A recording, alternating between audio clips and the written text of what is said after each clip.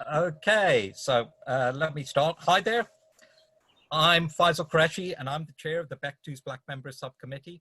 This is a committee of elected Black members within the union who are working to help better the working conditions and opportunities for our ethnic minority members. We've been operating. Faisal, I think there's still people joining. Sorry, just give it a second. There's still, the attendees are literally just joining by the second right now. We're just building up to about, we're approaching 100. So I think let's just give it a couple more for a second or two. Okay, shall I wait? Well,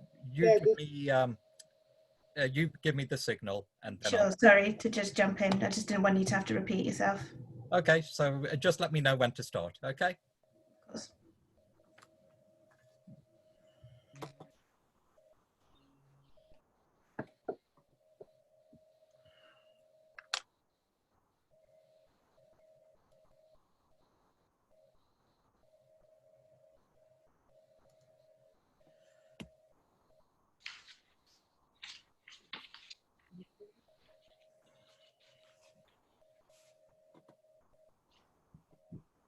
Okay, there's still a few people joining, but it's looking a lot more steady now. So I think go for it. Go for it. Okay, so. Okay, welcome everybody. I'm Faisal Qureshi, and I'm the chair of the Bectu Black Members Subcommittee. This is a committee of elected Black members within the union who are working to help better the working conditions and opportunities for our ethnic minority members.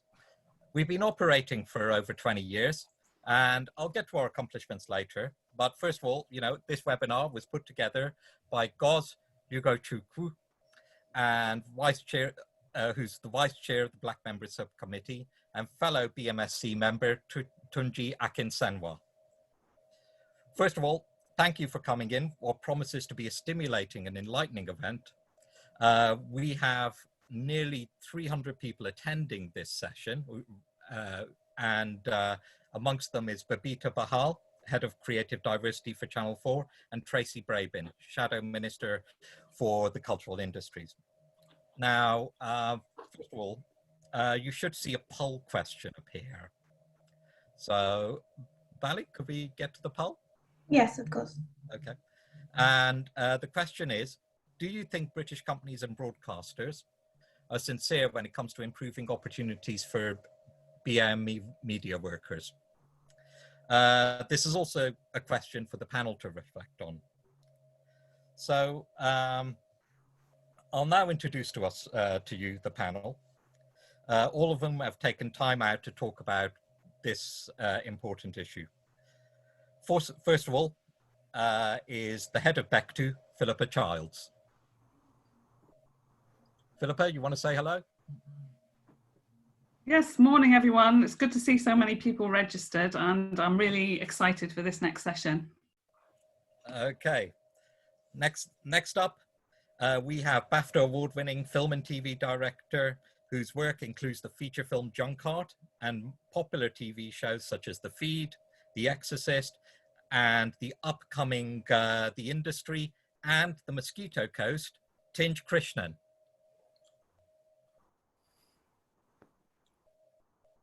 Hello. Okay.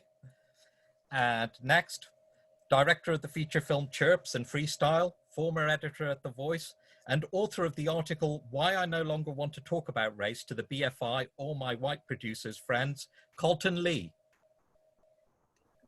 Hello, welcome everybody. Looking forward to a stimulating debate like everybody else. Also, a lecturer at Ravensbourne, a director whose last film, A Viable Candidate, imagined the emergence of a radical Black political leader in the UK and the response of the political establishment and intelligence agencies, Dr. Orson Nava. Hello everyone, good to see you all. And finally, acting head of the Lenny Henry Diversity Center, executive producer for Cakesin, China's version of the FT, and writes regularly about the challenges ethnic minorities workers face for the blog Blackonwhite TV, Marcus Ryder. Oh, thank you so much for inviting me. So thanks very much for getting involved. And first of all, I understand Philippa Charles would like to say some words. Hi, yes, I don't want to say too much actually, just as I said, to say that I'm really looking forward to this session, and just to really talk about Bectu's, give my commitment to trying to improve things in the industry. We are really committed to trying to make change. I think, as I've said previously, I think now is the time for change. There's a great deal of impetus behind the movement, and whilst we've all been working, I think everybody who's probably called into this panel has been working to try to make some progress over a number of years.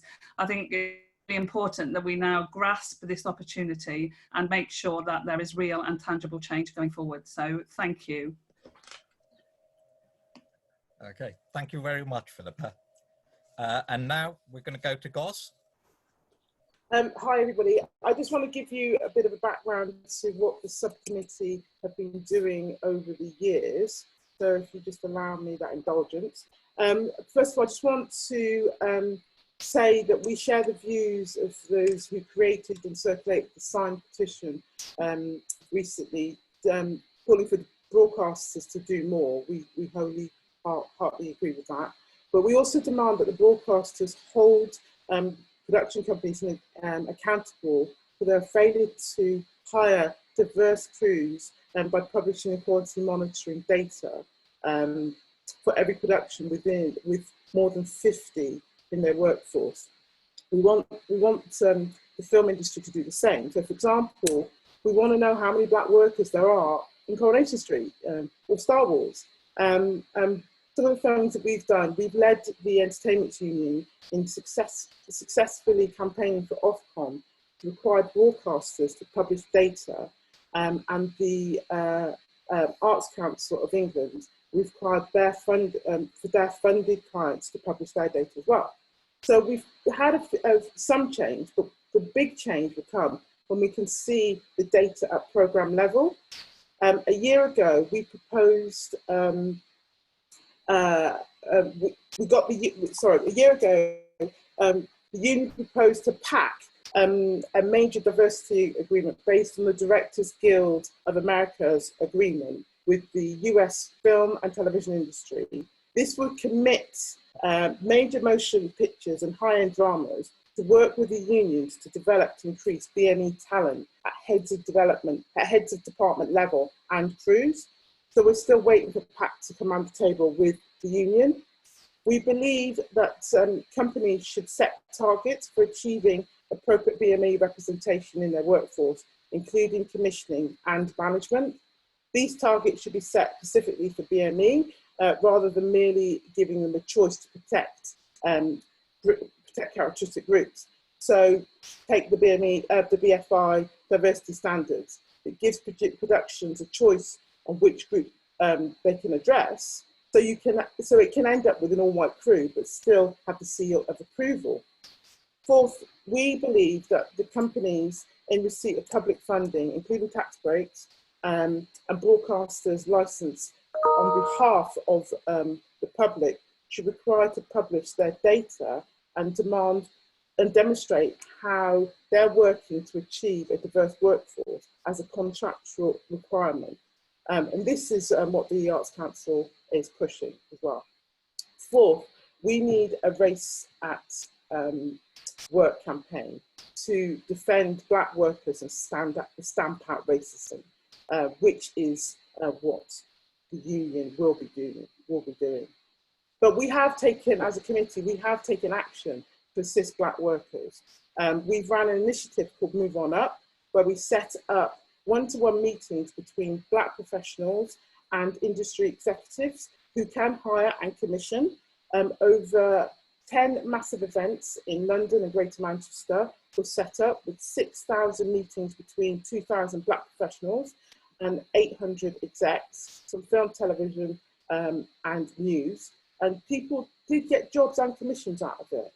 And most recently, we developed the Theatre Diversity Action Plan, which is a step-by-step guide to help theatre employees analyse why they've got underrepresented BME workers and to get a fair and transparent recruitment policy.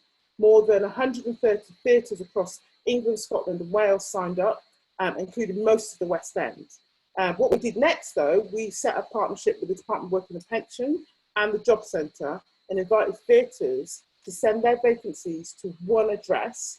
So that meant that the London Job Centre's network could send it out to the whole of their network and encouraging Black workers to apply for those jobs.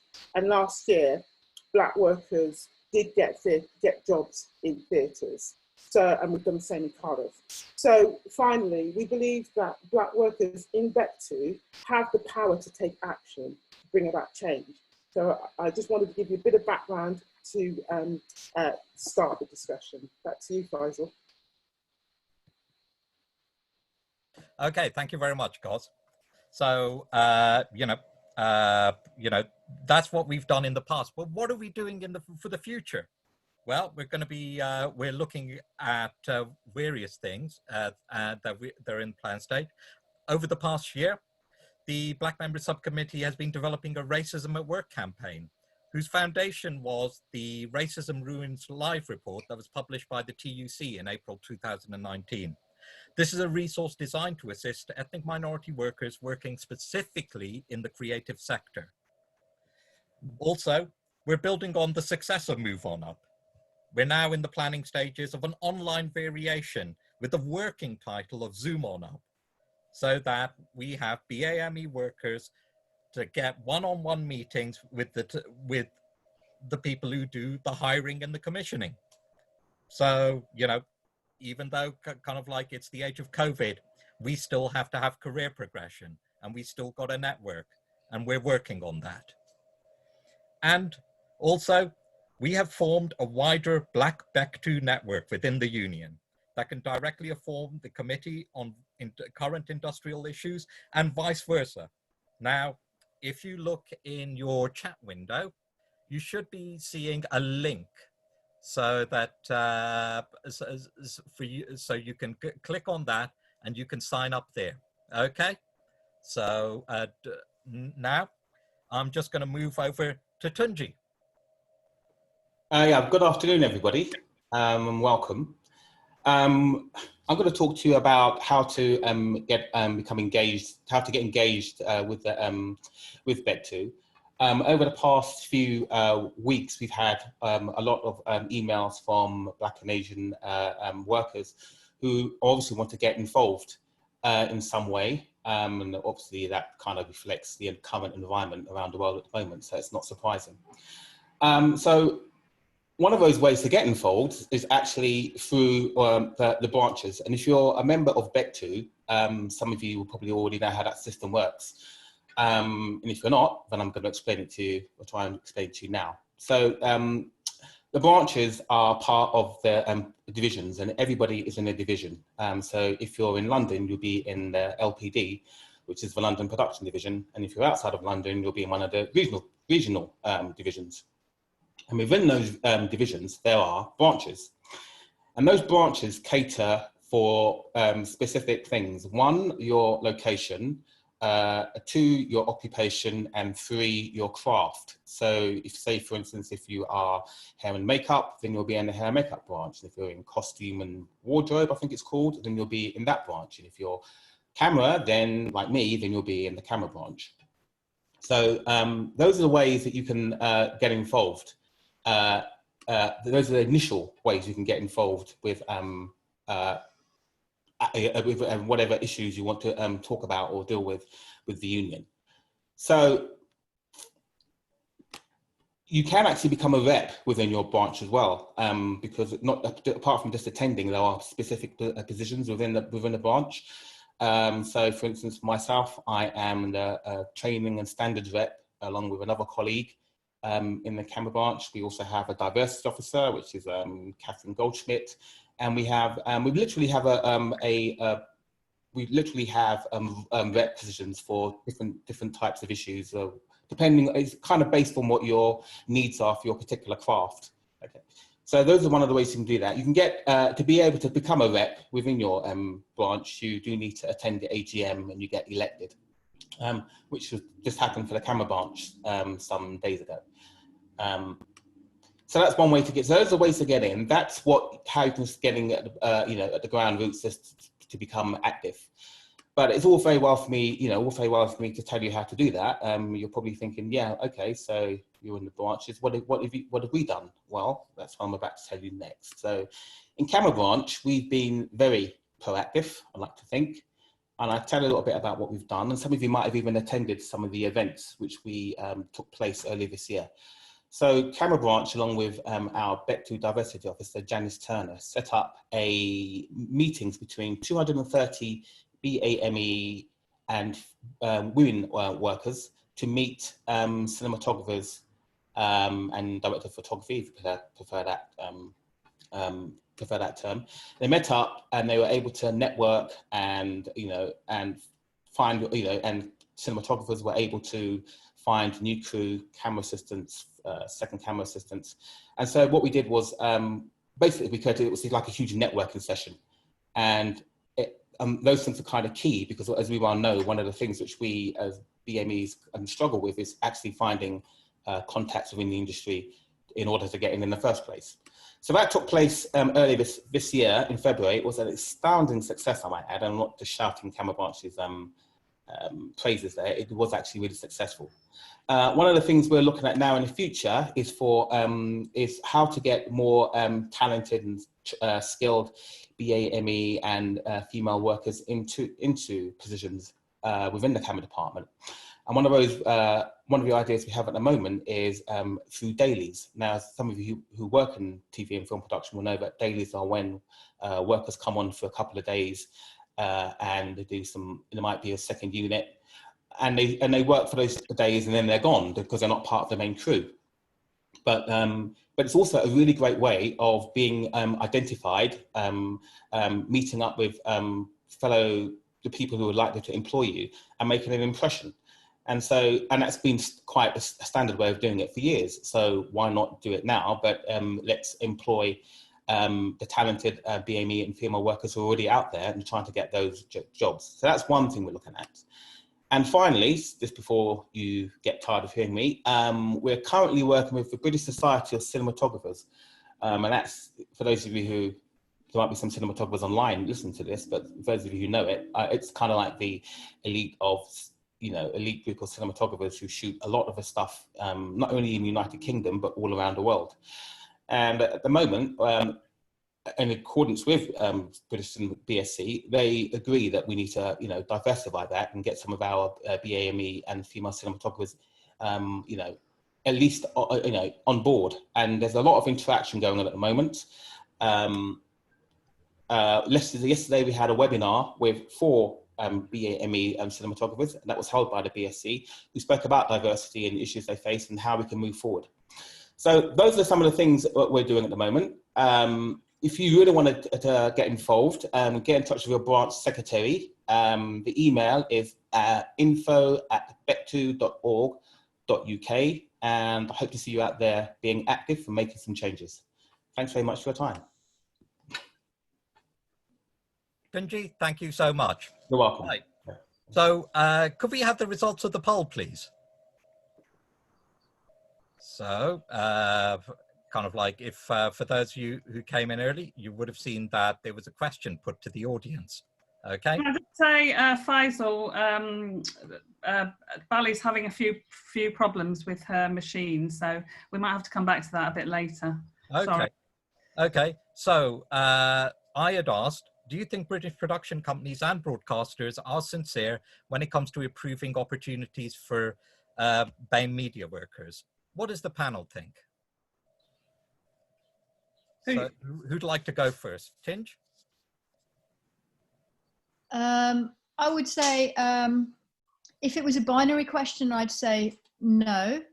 But if I can qualify my answer, I would just say some are and some aren't. And some people who say they are, I can tell you from my experience and other people's experience that there's a dissonance between what people say and what people's actions are.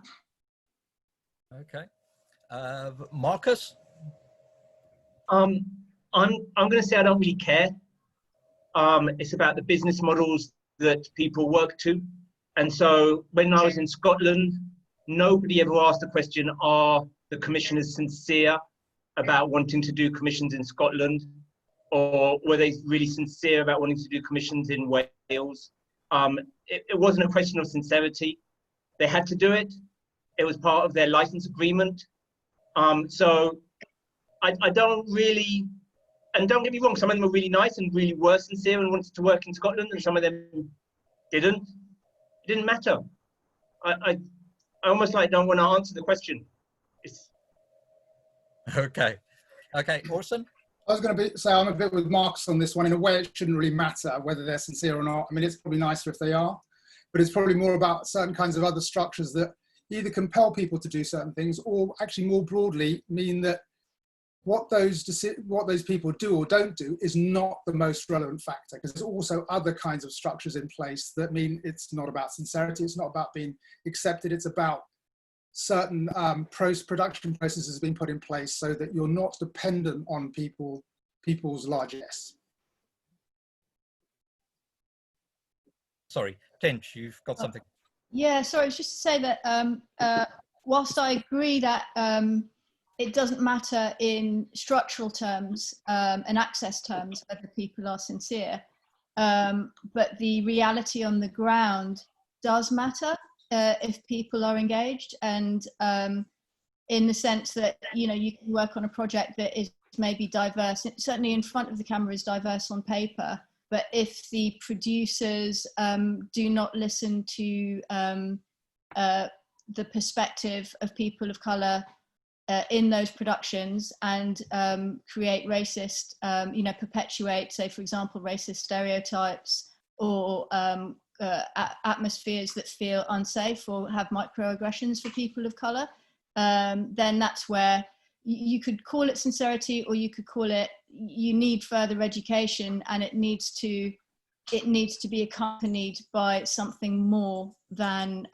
just you know, being told what to do. You know what I mean? Like, it has an impact if people are genuinely sincere. Sorry, that's what I was trying to say.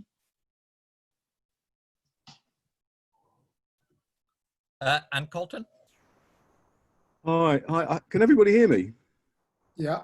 Yeah, okay, my internet connection is sort of unstable, so I'm sort of going in and out. So if I suddenly disappear, you'll know why. So I missed the beginning of this, and I'm guessing your question, Faisal, is do you think British production companies and broadcasters are sincere when it comes to improving opportunities for black media workers? Yes. Yeah. Yeah. I mean, without wanting to kind of repeat what's been said before, I'm a little bit with Marcus and Orson on this. Whether they're sincere or not is sort of beside the point. What we need is systems that are in place, or systems that should be in place, that allow for equal opportunity and equal access. And clearly that's not the case at the moment. And so I guess to address your question directly, and looking at what's happened historically, where we've had a number of these types of conversations, a number of these types of debates. I mean, they've been going on for decades, literally decades. And you'd have to say that given that so little has changed, you'd have to say that the sincerity is not there. If people were really sincere about creating change in our industry, then there would be change. If people really want to change things, they do change. The fact that we're still having this debate, I graduated from film school, you know, over 25 years ago. And when I came out of film, production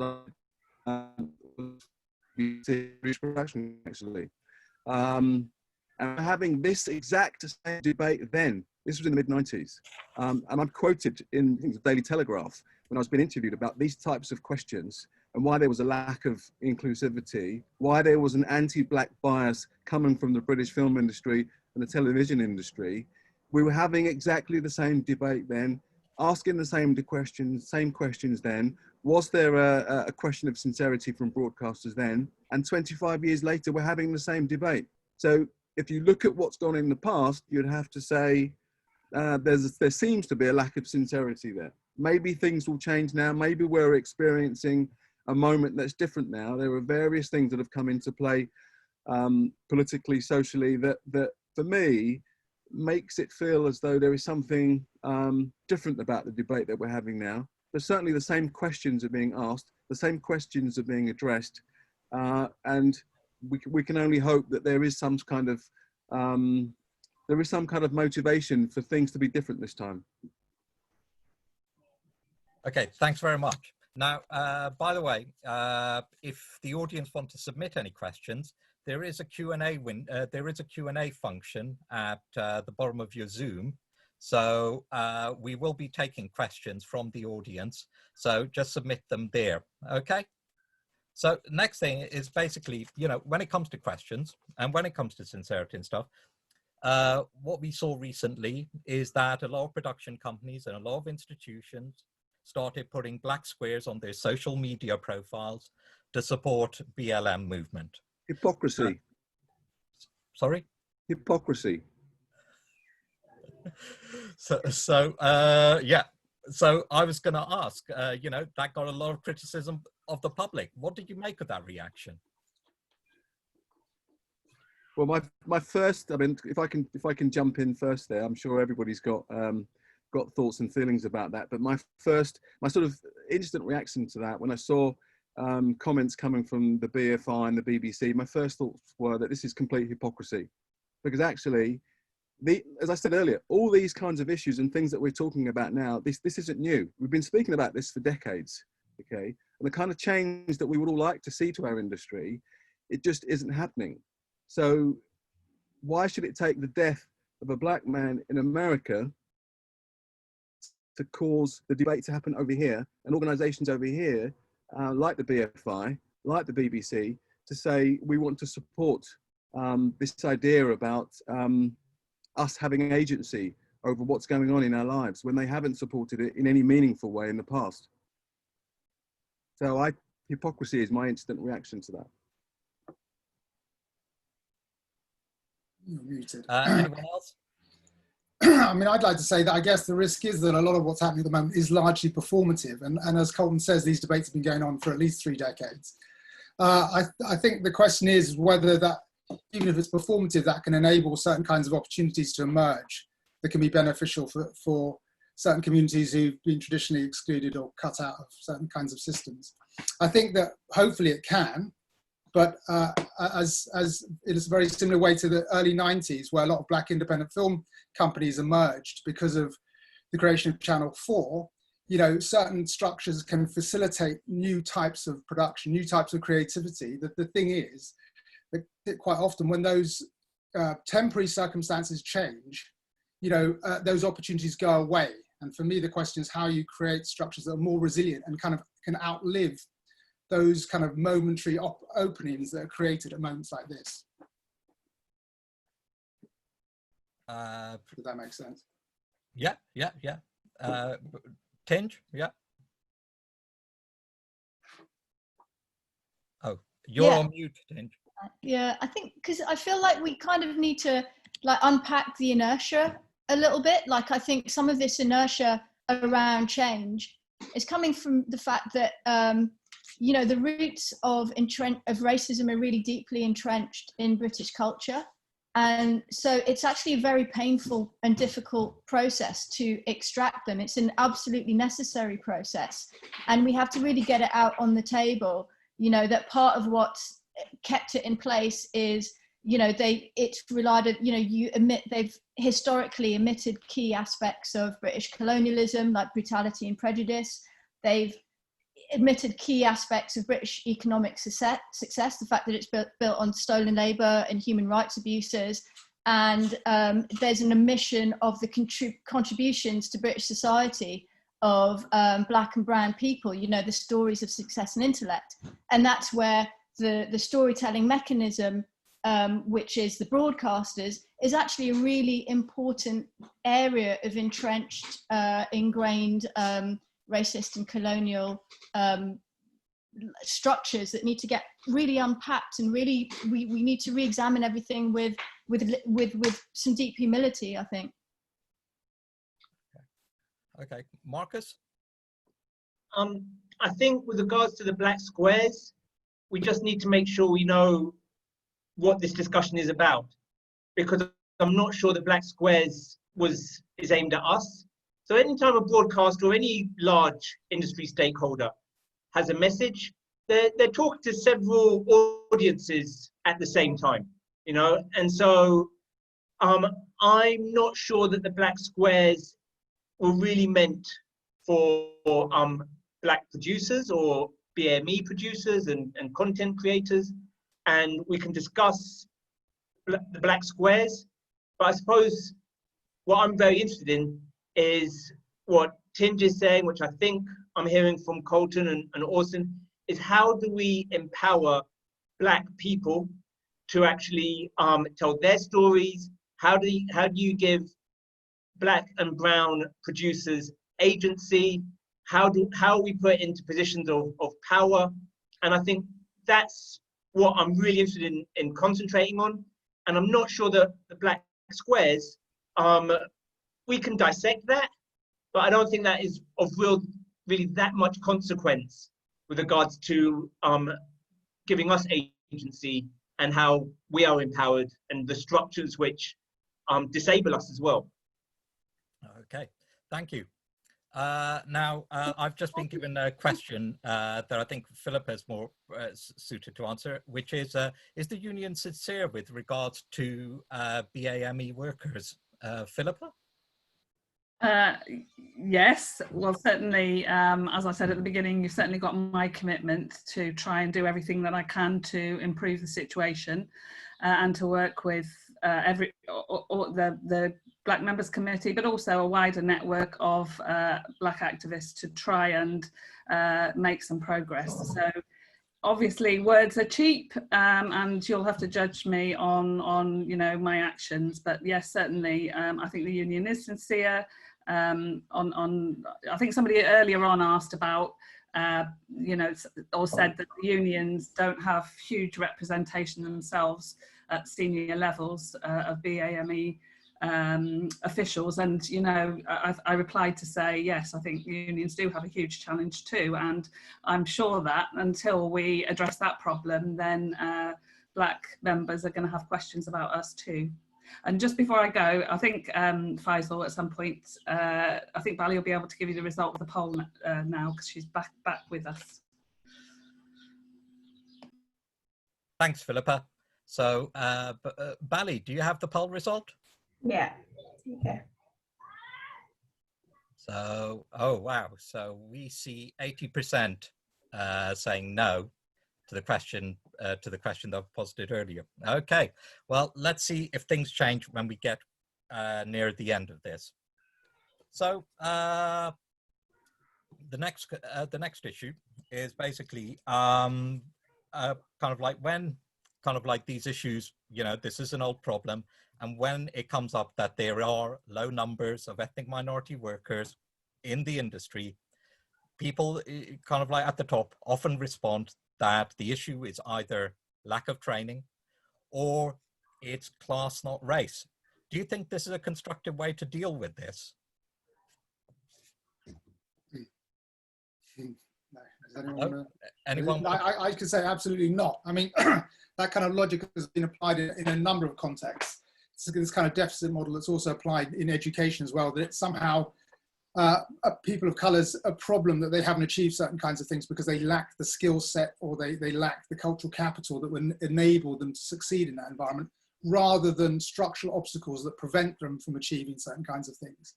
And that argument has often been sort of used strategically to dismantle kind of attempts to you know, kind of combat racism within institutions. Again, this kind of idea that racial exclusion is just a byproduct of class exclusion is also another fallacy that is often used to dismantle any attempt to do anything positive. So I think, from my perception, both those are issues, but they're issues that are used to undermine what I would consider positive strategies for combating racism within those institutions.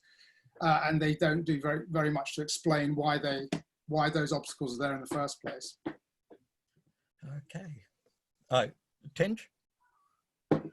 Like in terms of feedback from the floor, I can say that microaggressions can also undermine people's self-confidence to the point where they can't practice effectively. and can actually just push them out of the environment altogether. I've seen that firsthand. So, right, okay, yeah. Anyone else? I guess I would just add that I sort of largely agree with Orson's point. Lack of training and lack of the skill set to kind of get on in the industry, I think, has been used for decades to exclude us.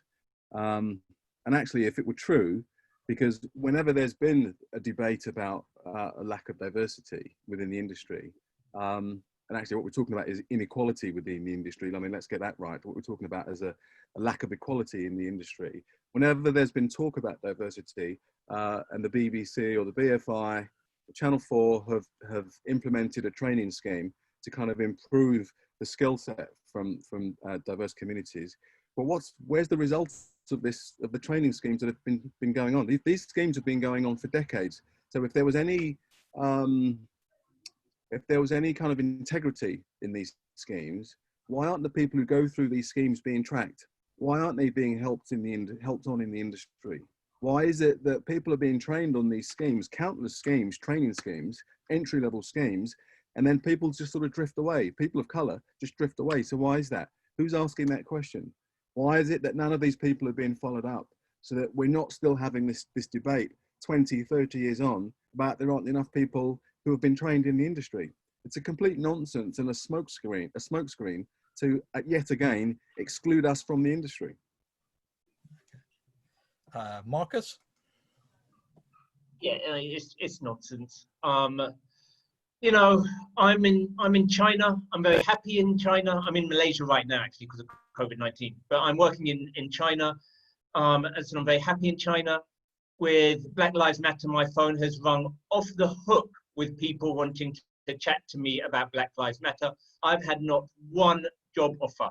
I'm the only black person, right, who has exec panoramas. I'm the only black person, right, who has launched a daily political evening program, right?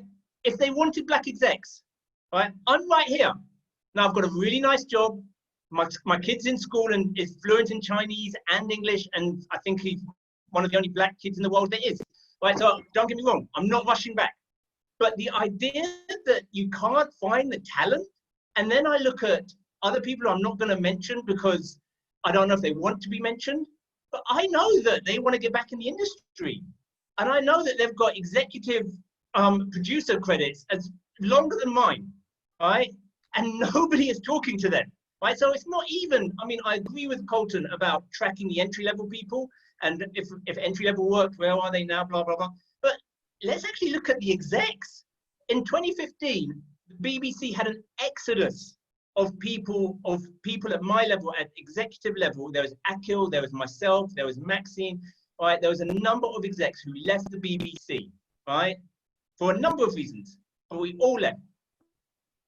Let's call them. Let's see if they've been called. Let's see if the BBC, let's see Channel 4. We're not, and none of those people left in disgrace. You know, it wasn't some kind of Harvey Weinstein affair, right? People just left. I just left. I left after my highest rating program, an award-winning program, right? No one's called me. I mean, seriously, I try not to say this because you end up sounding like some bitter personal, why is no one calling me? You know, like my girlfriend left me. So I try not to say it. But the reality is, I'm not the only one.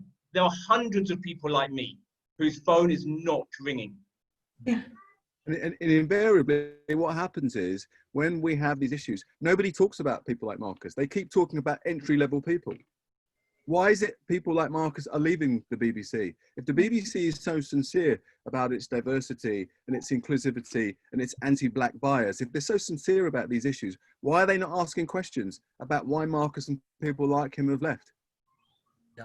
That's why you have to question the sincerity of these organisations. Yeah. Tinge, I saw you got your hand up. Also, in terms of like people, you know, people on the floor, it goes back to if you have black producers running shows, like for example, when I worked with Douglas Road on their show, we effortlessly had diverse crew. It was effortless. They didn't have to try. And so this whole question doesn't come up of, oh, where are the skill sets? Where is this? They're there. They're actually there. They're just not being hired. And, you know, if the broadcasters aren't hiring the Marcuses aren't hiring the diverse crews, it's really quite simple. Okay. So, you know, someone asked in the Q&A, raised the issue about the BBC News about pledging 100 million over 3 years for to increasing diversity in the organisation. You know, do you think that's going to make a difference? No. Oh, Marcus? I think we need to separate principle and practice.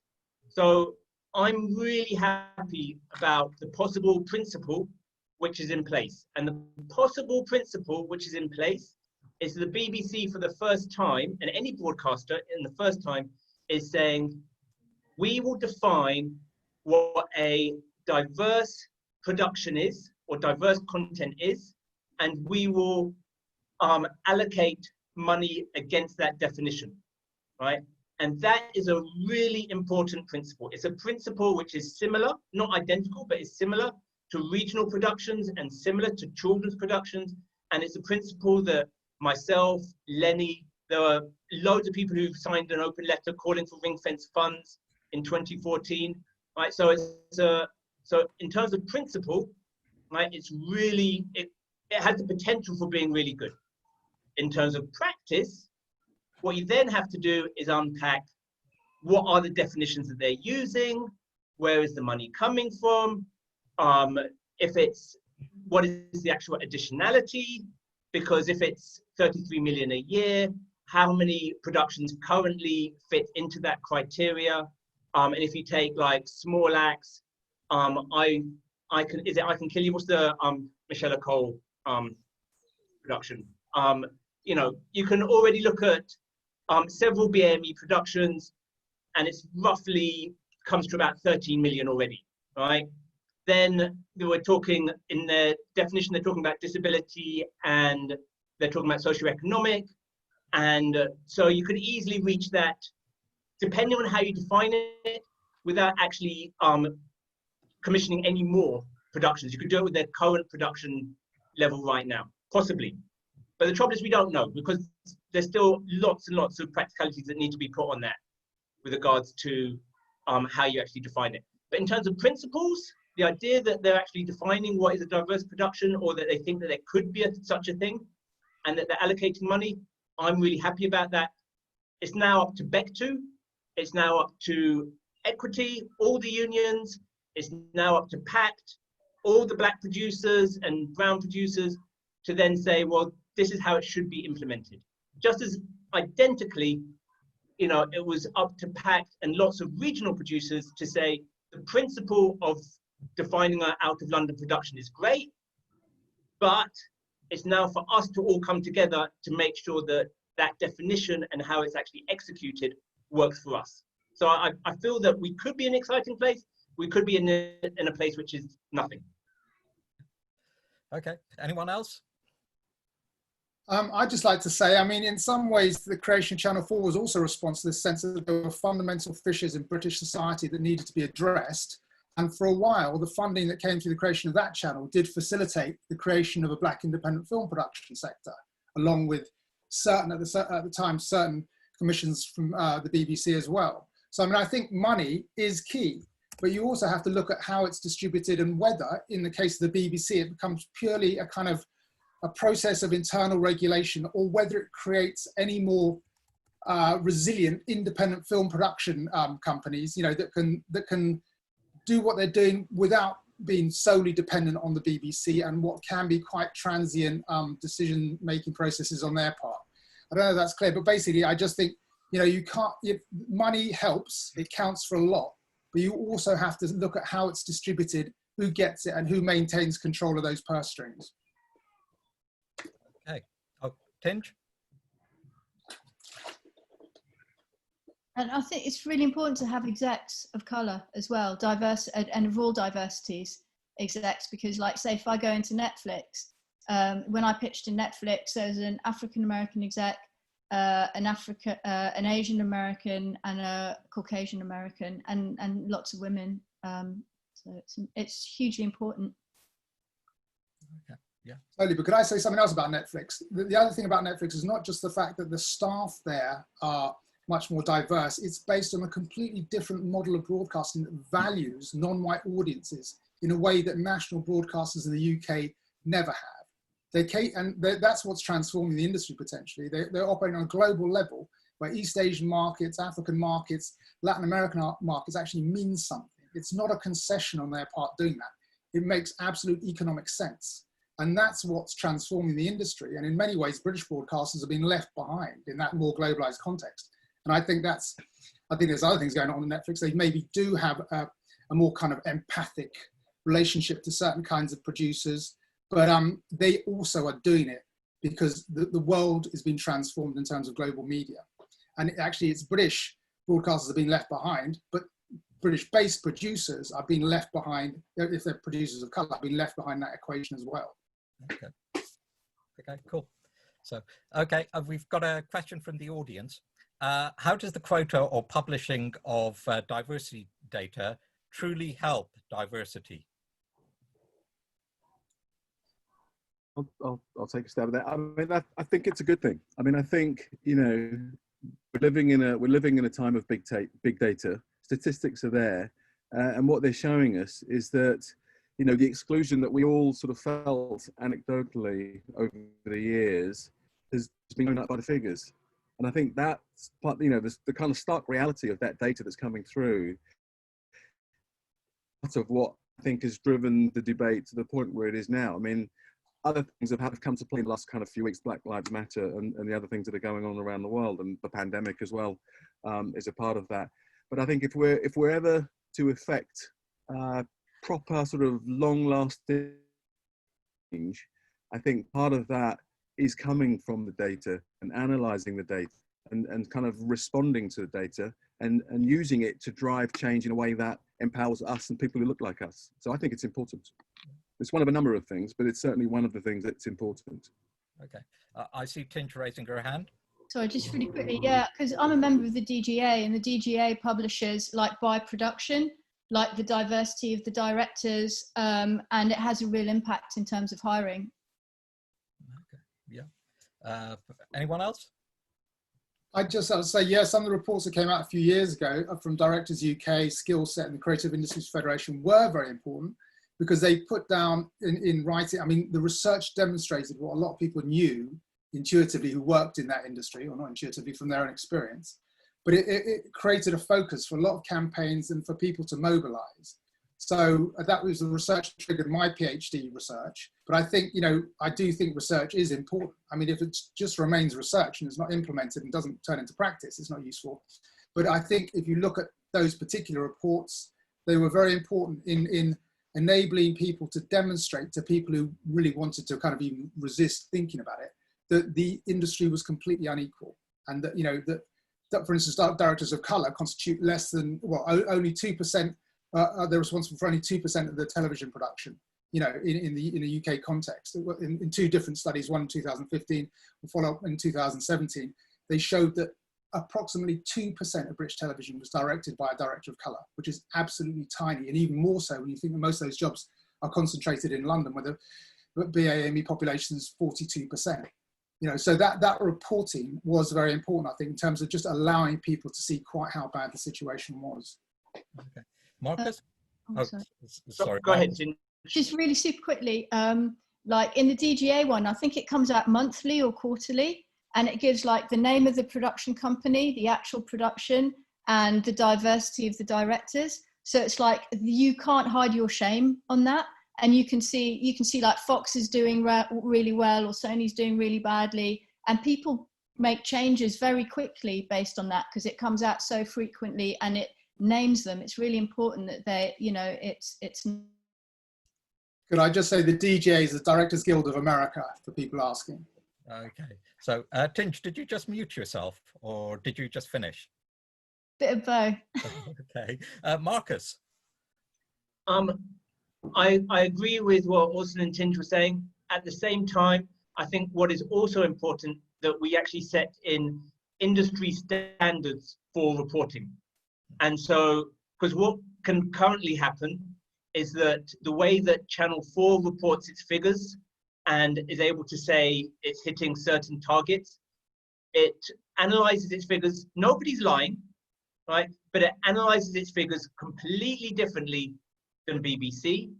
BBC also hits its targets, and I stress nobody's lying, but it's completely different from how Directors UK slice and dices its figures, which is completely different.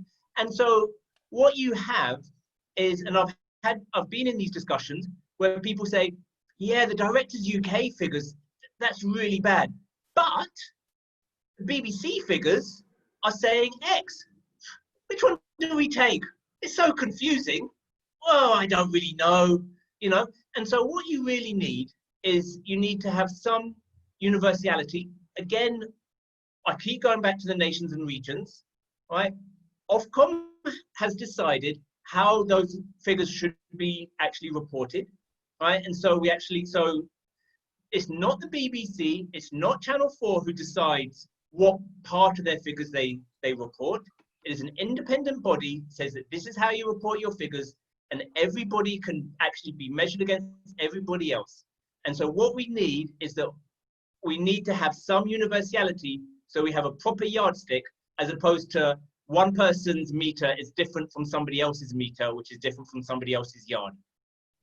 And a question came in from the audience, specifically for you, Marcus, which is, does Ofcom have sufficient power to get BAME employment data? Does Ofcom need more powers? Okay, all right. What I think about that is might not actually, I don't know who asked me that, I can guess, I should scroll down. I think the person might not like my answer. The Ofcom does not have the power right now to compel people to give their diversity data, okay? So there is the argument that Ofcom should have the power to compel productions to give their diversity data. And I think that's a very legitimate argument, and I'm not against that argument at all. At the same time, what Ofcom currently has the power to do, and what it does with nations and regions, is that you can compel the broadcasters to give salary spend percentages, right? So Ofcom could compel the BBC to say what percentage of your salary of a production is spent on BAME staff, right? And that's what it does for nations and regions. Now this would be very useful, because if you only have like a top line, which is like 20% of a production was BAME or people of color or black or Asian, right? You don't know what positions they're in, and they could be all in junior positions, which is precisely why Nation and Region said, we're not interested in that. We want people to report it as a percentage of salary spent, right, behind the camera, right? On screen is not counted, but as a percentage of salary spent behind the camera, because once you know that, right, you could either be people in real strong positions of power, like producer, director, right? Maybe DOPs aren't paid that much, but you know, you're very, very, your most highly paid people in the production, or it means the vast majority of all your junior people are people of color as well. So salary spend could be done now. So you could do salary spend right now. It would be incredibly useful, while at the same time, they could also ask the government for more powers so that they could compel it for headcount diversity. Okay, so on that, you know, we already have kind of like a monitoring project existing, the Cultural Diversity Networks Project Diamond. Do you think it sufficiently meets those needs? The problem with Diamond, and you know, go and have a whole seminar on Diamond, is that because there's no compulsion, there is the massive suspicion that you have a skewed data set, so that people who have good diversity productions are the people that fill out the forms, and the people who do not have good diversity figures do not fill out the diversity forms. Now, the problem with that it's a bit like doing a Twitter. I mean, it's a bit like doing a Twitter survey. You know, if all my friends are Guardian readers and I ask them, should we rejoin the EU, everybody's going to say yes. If all my friends are maybe Telegraph readers and I say, should all my friends rejoin the EU? And the answer is no. It's because it's a skewed data set, right? And so the suspicion is that it's a skewed data set. And my data set could be as high as 80%, right? And it could still be skewed, right? So it still wouldn't give us an accurate picture. So it's a real problem until you can actually get compulsion. The way around it is that you're not asking for Diamond to report on the entire industry. What you could do is make sure that Diamond, when you have a skewed data set, you could then learn things about specific productions, which obviously as Bectu is doing is like, let's actually report on specific productions. So it would be useful for that, right? So if you don't have a compulsion, then what you need to do is you need to be able to publish on individual productions. And if you do have compulsion, then that's great. Then you can actually have a picture of what the entire industry is like. But Diamond says, we've got 60% or 50%, whatever it is, I've got no idea, of the industry filling out these forms. You can still get this very, very skewed data set with as much as 80%. Just think of it in terms of the referendum, right? You could get your 49% of people who voted, was it 49%? 49% of people who voted to remain, right? Plus your 30%, 30 of the 50%, right, who voted no, and you'd think, wow, the whole country is remain, right? And that's with 80%. If you're as much as 80%, you would actually think that 50% of the country or more, you'd actually think that 70% of the country wanted to remain, even if you got as much as 80% of your people filling out the forms. Now, I know I'm getting into all data and stats, and people hate that and they start to tune out. But all people need to know is you can have as much as 80 to 90% of productions filling out voluntarily, and you still get a skewed data set. Okay. Can I just add to that, Faisal? I mean, I think there is a problem with the fact that the CDN are not making it compulsory that these forms need to be filled out. But I guess the other thing I would say to that is that whoever is filling out those forms, if there is a lack of diversity in the productions that they're putting on the paperwork, what are the ramifications for those companies? You know, so whether you fill the forms out or not, what difference does that make to the commissions that your company gets? What difference does that make to the success of your company in terms of how much money you can attract from some various funding bodies that exist in the country? If there are no penalties for any kind of lack of diversity, well then what difference does it make? Okay, thanks very much. So I've got a question here from the audience. Alex Pumfroy. He asked, do the panel believe that the historic focus on tackling racial diversity has missed the insidious effects of systematic racism in our industry and the cultural and behavioral ways in which our industry has acted against equitable working practices and equal access to opportunities, whilst at the same time promoting and investing in a whole variety of schemes and initiatives which have failed to have breakthrough effects? Alex is a she, by the way. So Alex is a what? Is a she. Oh, sorry, Alex. Sorry, that was a very long question. Can you repeat that, please? Actually, Goz would... Can I jump in there? Because I think I got a question, which I think it was basically the question, was these discourses of diversity simply being used to dismantle real forms of anti-racist behavior or kind of create more structural equality? And I'd say yes. But I mean, it's very important to look at the work of, there's a Professor Sarita Malik writes a lot about this. And in the early 90s, there was a major shift from a discourse of multiculturalism, where Black and Asian companies were funded by the Arts Council, by broadcasters, to this idea of diversity, where those institutions would be responsible for internally regulating those processes. So these processes were kind of taken in-house. And 20 years down the line, it's very clear that those processes just didn't do what they claimed they were going to do. you know, those institutions and organizations didn't become more diverse or more plural. It just, in a way, gave those institutions another tool to kind of dismantle the possibility of more, you know, semi-autonomous Black production film sectors emerging. You know, that unfortunately is kind of what's happened over a 30-year period. I mean, it's very, and that was a very major kind of sort of shift historically in about the early 90s, really. And a lot of the companies I worked for in the early 90s only existed because Channel 4, the Arts Council, or other organizations funded Black and Asian companies. You know, and I think there's a very strong argument for saying that part of that needs to return. You know, again, I was at the African Caribbean department in the BBC, which was kind of gilded ghetto within the BBC. But, you know, actually it was the only department where probably anyone got into the BBC who didn't come from the kind of normative kind of white upper middle class Oxbridge background, or it seemed like that at the time. And I think it's very important that those institutions don't use diversity as a tool to kind of negate the existence of black companies or you know, production companies of color, and that a new sector is kind of created with this funding that people are talking about from the BBC.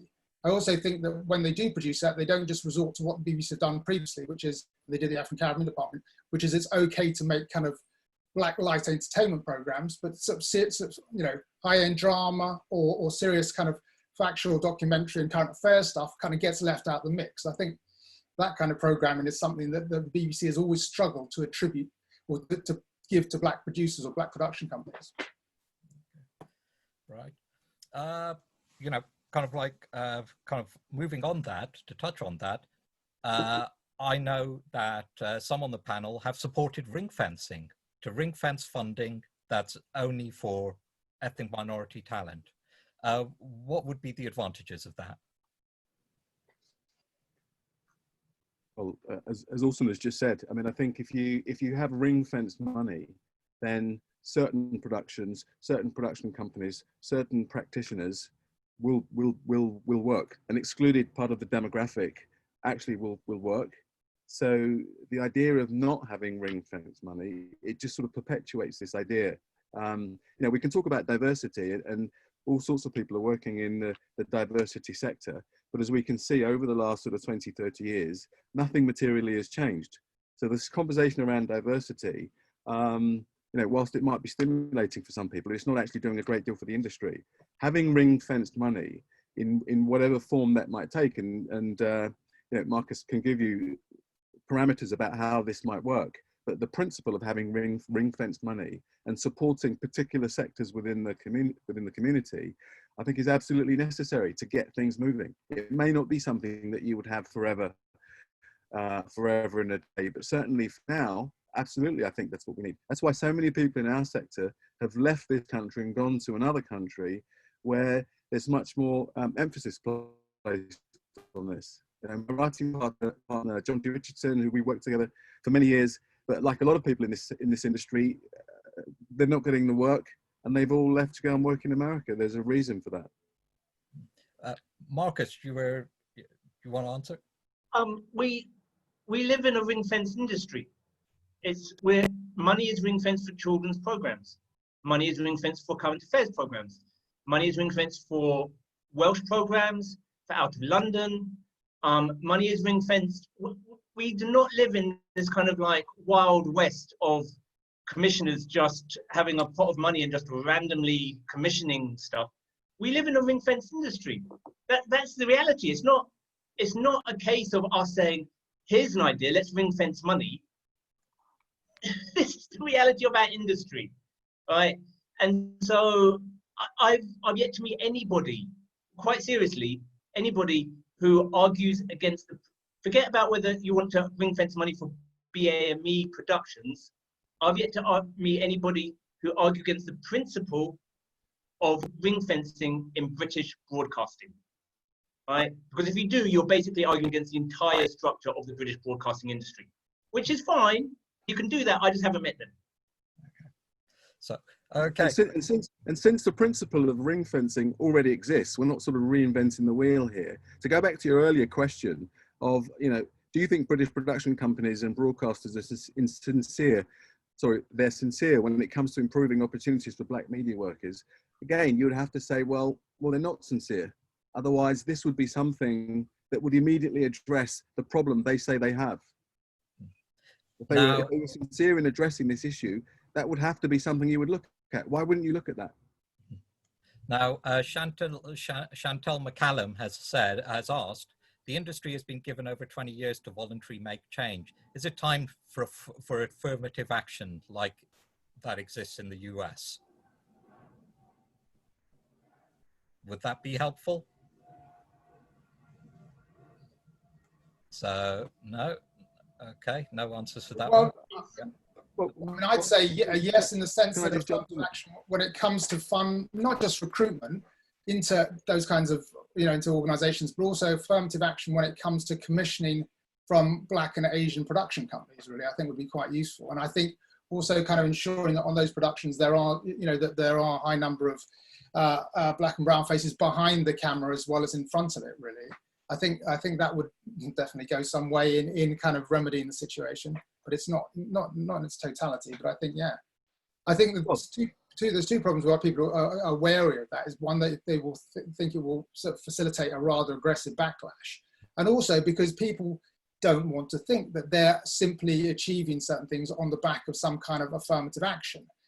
Sometimes that also makes creative producers feel slightly devalued as well. They want to feel that their work is being valued because it can find an audience and because it resonates globally and because the kinds of stories they want to tell are actually worth telling. And I think that's how people would like their work to be perceived, but quite often it's being viewed through a prism that doesn't understand its value. And I think that means the prism has got to change. The selection process, the commission editors, also the platforms and the genres within which that work, is produced has to change. Yeah. I mean, can I just jump in? I think there are sorry, Marcus, let me just finish this and then, I think there are a number of things that are going on here. When we talk about, changing the face of the industry, there isn't just one thing that will do that. When I say change in the industry, I mean, in terms of making it more inclusive. There are a number of things that need to happen. But, affirmative action is somehow seen as something that's a negative thing. It's, something that we should kind of shy away from, for reasons that Orson says, is that somehow we want to feel that our work is valued, it's as good as anything else out there. Well, what we know from big data, to go back to big data, is that the way that programs are commissioned, this isn't a level playing field. There are all kinds of biases built into the system. And so when we talk about should there be children's programming, no one thinks of that as somehow affirmative action for children's programming. So if we recognise that there is an inbuilt bias into the system, and clearly we do recognise it because we've been having this debate for sort of 30 years, well, left to its own devices, the industry isn't doing anything about that. So this would be one of the many things that you could do if you were serious about addressing these imbalances in the industry. Ring-fenced money, you can call it affirmative action, you can call it ring-fenced money, you can call it what you want.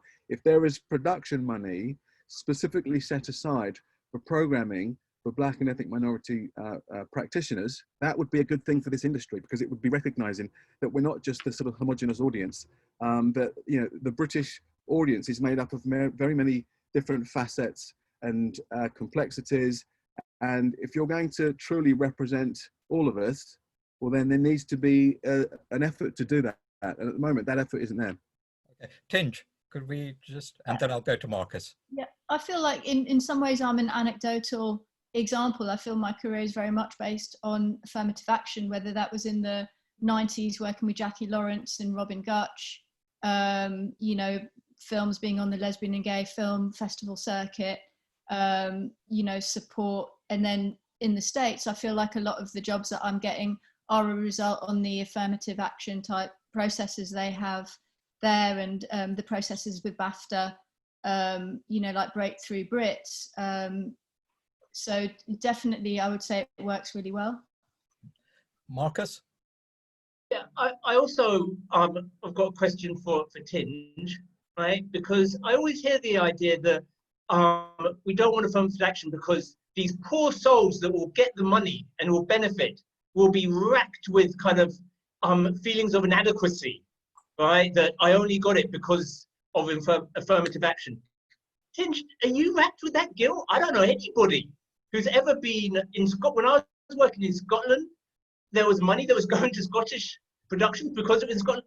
no Scot ever came to me and said, would I have got this production if I wasn't in Scotland? No one felt that bad about it. And so I'd be curious, Tinge, have you ever been racked with feelings of inferiority because you've benefited from a scheme or anything? No, I haven't. But I know one incredible someone in the AD department, a young female who's coming up, they nicknamed her something like Affirmative Action Girl or something on a project, and that dented her sense of feeling good about herself. But she's an incredible AD, really, really one of the best. So I'd say it's not from us, but if it's someone else shames you with it, it can feel problematic. I think the people who are likely to kind of shame you with that sort of comment about affirmative action are the sort of people who don't acknowledge that there are biases within this industry. There are biases that mitigate against certain people. If you accept that there are biases against some people, if you accept that, well, then you don't have a problem with affirmative action, because all you're trying to do is counteract those biases. Okay, I've just received a request that Sharon King would like to answer a question on affirmative action, and she wants Philippa to answer it. Could I ask what the question is, Tinge, or can we get Sharon to ask? I don't think we'll be able to get Sharon to ask because she's not a panelist. So okay. Has she written it down? So Tinge, Tinge, could you come in and give it to us? I haven't quite seen the question yet, but if she can send it to me, the exact question, I'll send it to you straight away. So hopefully she's still there. Oh, okay. Right. Well, shall we just carry on then? Right. Now, I don't know how many of the panelists have been looking at the chat window and stuff, because there's kind of like, there's the Q&A and there's the chat, and it's quite, quite intense conversations going on. But there's also been kind of like some quite, the audience has also been contributing kind of like their own kind of experiences working on sets. And, it leads to the question, does the British industry, does it have a problem in tackling racism? Is it safe for ethnic minority workers to speak out about the discrimination they faced?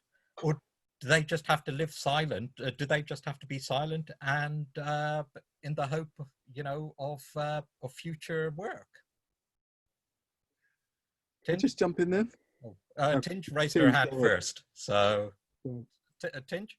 Yeah, I'm burning with this at the moment because yes, that's my experience.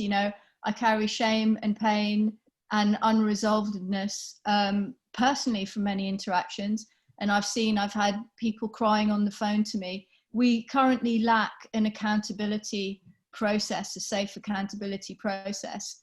And, if we're going to put structures in place, that would be the first one, because people are either suffering unnecessarily or not achieving their full potential, or actually being driven by being lost to the industry. So it needs to be addressed immediately. Yeah. Kolton? Yeah, no, I would second that. I think a lot of us for many years, I know many practitioners who have kept quiet about this, and there are a lot of conversations between sort of, between hands. Nobody wants to speak out loud, and I think it's partly to do with a sense of shame and guilt that actually, you're trying to get on in this industry. You've made it your life work, and you can't get on. Is it something to do with me? What is it that I'm doing that's not allowing me to get on? So I think there's a bit of that going on. And it's only when you spend the time to really get a sense of how this industry is working and how it kind of predicates who gets on and who doesn't, that then you begin to build a picture up, and you can see, well, actually, there are certain types of people that are getting on, and there are certain types of people that aren't getting on. I happen to fit into this category that isn't getting on. So it's not just me. Actually, this is a wider issue. But the other thing I would say is that for those of us that have been in the industry for some time, we all have white friends. We all have white friends who are producers, directors, cinematographers, whatever. They all play a part in the industry. And what I personally feel, I can't speak for everybody, but what I personally feel is that over the years, a lot of those white friends who know what's going on, they know the racism exists in the industry, but they aren't speaking up about it. For whatever reason, they don't feel that they have the agency to speak about some of these issues. But what I think is happening now, we seem to be in a moment now where a lot of white people are speaking up about these issues. And I think it's fantastic. I think it's fantastic. For the first time, I would say in my career, I can see lots of white people around me who are saying, this is not good enough. You know, this is not a racial issue. It's a human rights issue, actually. And we should all, you know, we're all made poorer if there's a lack of diversity of voices. All of us, not just black people, but the whole industry. The whole industry would be better off and we would all be enriched if there is a diversity of voices. And I can see a lot of white people now saying this. And I think if there's anything that's going to change this industry, that may be one of the driving factors. Orson? Oh, I mean, I was just thinking about a previous question, which was about kind of personal experience. And I'd say one of the ironies, even though I'm pretty ambiguous ethnically, is I predominantly worked in what you could almost describe as a Black and Asian independent sort of cultural sector. It's very small and under-resourced, but that was my entrance into the film industry, working for Black companies, then at the African Caribbean department, then in the urban music sector, making videos, signed to the only Black woman that ran a successful music video production company. Then working in the grime sector, then working in particular areas which were already minoritized or racialized. So on a funny level, I think I've encountered less racism or overt examples of racism than a lot of uniformly white sets. I mean, sometimes I'd almost visit them, or I'd hear stories from them, which were the most appalling stories I could imagine. I mean, just mind-bogglingly bad. I mean, like sort of just out and out racial abuse, you know, just kind of, you know, sometimes physical assaults. I mean, it was shocking to me to hear it, but also strange in a way that I was kind of insulated from it because I was in quite a kind of small kind of space in some ways. But I mean, you know, as far as I can see, I don't think that's necessarily changed. And stories like Tinge told on a panel the other day at Ravensbourne were interesting, which are more to do with structure and financing. When, you know, I hope you don't mind recounting it, Tinge, but, you know, you're in a meeting with your Black executive producer and the funder says, can we put a white lead can we put a white star in the lead, you know, or jointly? That's such a sort of typical kind of normative kind of approach that people encounter all the time, which dismantles what the kinds of stories they're trying to tell. You know, and I'm not equating that necessarily with overt acts of sort of race, you know, racist abuse, but it represents the way in which the industry operates to dismantle certain kinds of filmmakers and certain kinds of storytelling. I mean, you know, and that's kind of, they will couch that in structural economic terms, like, oh, you know, we want to capture this audience, you know, we think that they want. They'd never reverse that process. I mean, I remember another producer telling me, a Black producer, she was at a company where they're developing a project that was written by a woman writer. And they said, we actively want to make sure we get a male director on this to kind of counter that feeling. The reverse would never be true. They never say, oh, this is a project about a white male character. We've got to get a woman of color director on it to give it some balance. I mean, these are all kind of structural issues that I kind of hear all the time. But I mean, yeah, sorry, that was just me ranting a little bit. Tinge, you were just about, I think I saw Tinge kind of raise her hand earlier, just before Orson. Was that right, Tinge? I think that's really powerful what Orson just said as well, really powerful. And I feel that basically what we just want is, in terms of the flaws, we just want safe and happy flaws, and we need accountability processes because there's a massive power differential.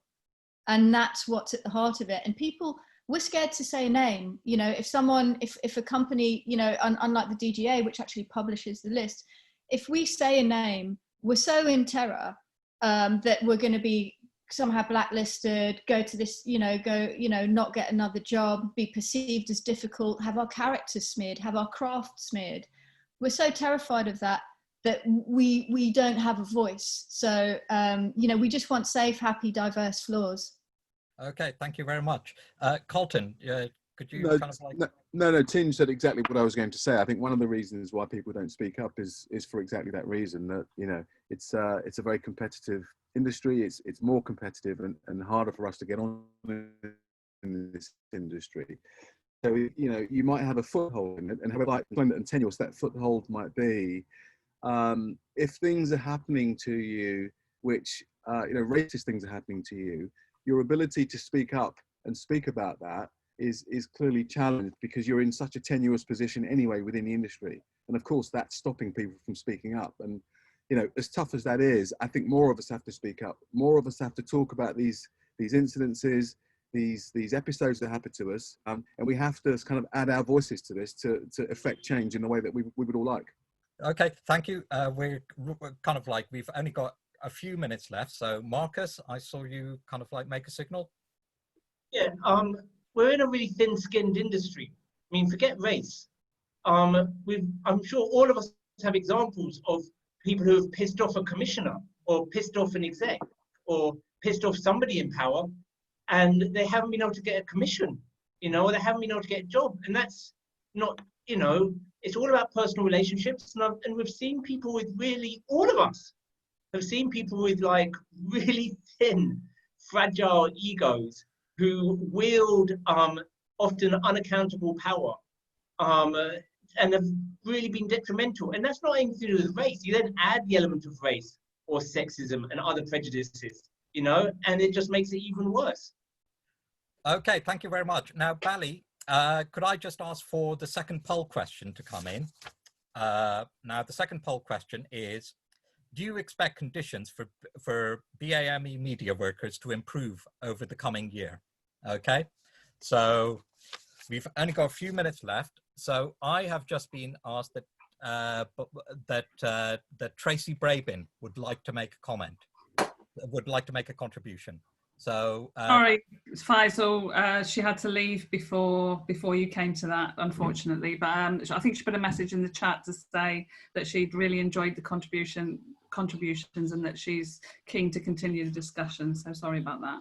Okay then. So, you know, going back to the previous issue, you know, we're asking for accountability. We're asking for kind of like that people shouldn't have to live in fear if they've been abused in this way. Is there hope? Is there kind of like in the coming year? Do you see the industry improving in the UK? Can I just jump in there? I remember years ago, when I was the editor of The Voice, you know, many years ago, I can remember some of the best black footballers, well, some of the best footballers in this country were black. You know, I'm thinking of John Barnes, I'm thinking of Cyril Regis, and I can remember thousands of people hurling at racist abuse at these footballers, throwing bananas on the pitch. You know, just a horrendous, toxic environment. Okay, and then you scroll forward sort of 25 years, 30 years. And now you've got Premier League footballers, Black Lives Matter on their shirts, taking a knee about this issue, okay? That tells me there is the possibility for change. So what do I think will happen in our industry? I think it will get better. I think there is the possibility for change. I don't think it's going to happen soon because the systemic structures that need to make that change happen, they're not in place. You know, putting a black square up to say that you support Black Lives Matter, that's not change that's going to affect any of our workers in this industry.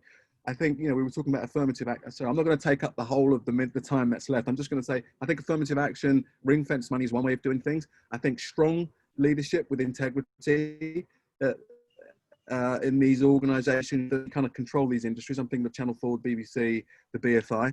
I'm thinking of providing an environment where some of these issues can actually be aired. I mean, Greg Dyke back in 2001 was talking about the BBC being, you know, a horribly white environment. What's changed since then? You know, not very much. You know, the collection of data, analysing that data.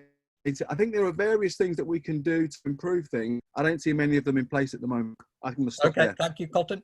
Marcus, you raised your hand. Yeah, just to pick up on just one little point that Kolton made with regards to John Barnes. I don't want to become like a sports chat, but one of the big changes that happened was a change in the economic model when it came to football, right? Whereas with John Barnes and that racism, right, football teams made the majority of their money from selling seats for spectators, right? The economic model changed, and the economic model was that they made the vast majority of their money from Sky and subscription, right? And so therefore the person who was actually sitting at home, i.e. black people and a more diverse range of people, changed the economic model. For me, that if we're going to take the John Barnes example of how football became less racist, it changed because there was a shift in the economic model, right? And so if we want a more hopeful society and more helpful industry, we need to look at the economic model and we need to change the economic model. Thank you very much, Marcus. Tinge? Yeah, I think it will. I think it will, because I think, like, hearing everyone talk today, everyone's really clear that the big structures really need tackling, and things need to happen at structural levels and at financing levels. One of the people in the audience has just asked about demographics and the fact that people with money, like if you've got family money, it's easier to get in. You know, it's part of changing all these structures. We need to address these things now, and I think we know that it's got to happen now. And there's good models to follow in the States. Yeah. Thank you so much. Orson? I mean, all I was going to say is there have been some moments historically in the past where new opportunities seem to open up under general cultural and political pressure. I think the trick this time, because I think some of those things are happening, that's why this panel's happening, I see a lot of things happening. I think the trick is to ensure that there are certain more resilient industrial structures put in place. I mean, Professor Stuart Hall talked about, you know, taking control of the means of symbolic production. And I think people have got to ensure that this is not a transient moment, that certain structures are put in place, and I'm not saying they should be exclusively modeled on the US, but that kind of will survive when these institutions do not necessarily feel as inclusive as they may claim to now. Because history has taught us that, you know, that often those windows of opportunity close, and there's got to be something left when that happens. That's my approach. Okay, thank you very much. We're close to the end of this session now, and I just want to say, first of all, a thank you to the panelists. Thank you, Tinge, Orson, Kolton, Marcus. Thank you so much for taking part. Also, thank you to Goz and Tunji for setting this thing up.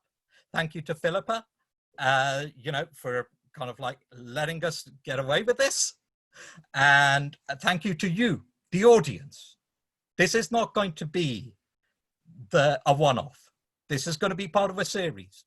This is going to be one where this is a conversation that needs to happen, and we all need to have our voices heard. It's unfortunate that those of you who have submitted questions or comments in the Q&A and in the chat haven't had the opportunity to have them heard yet, but you will do in the future. So, Bally, could we have our poll result? Yeah. Okay, so do you expect conditions for BME media workers to improve over the year? 41% say yes, 59% say no. I hope by next year that yes will be significantly higher. So thank you so much. And as I said before, earlier on, Bectu does have Bectu kind of like group, and if we can have that link to the network, yes, there it is. You've got it here, bbn@bectu.org.uk. So please send an email and sign up. Thank you very much, everyone. And I look forward to seeing you face to face next time. Thank you. Thanks, everyone. Thank you. Thanks, everyone.